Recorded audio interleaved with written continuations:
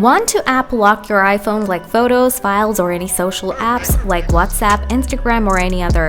Hi there, this is Eve, and here is how to lock any apps on your iPhone with iOS 16 or later. Before you do anything, please make sure to see the passcode or face lock for your iPhone. So, let's get started. To lock any app, first download the Shortcut app. Open up the app, tap Automation, tap Create Personal Automation, scroll down and find out App. Select the app that you want to lock on your phone. Select is open, tap Next, tap and add action. Now search for the start timer.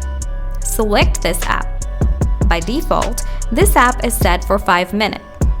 Choose 1 second, tap Next, turn off Ask Before Running, tap Don't Ask, tap Done.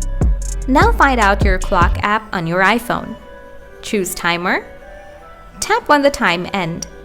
Scroll down to the bottom and choose to stop playing. Tap Set Now. You're all good.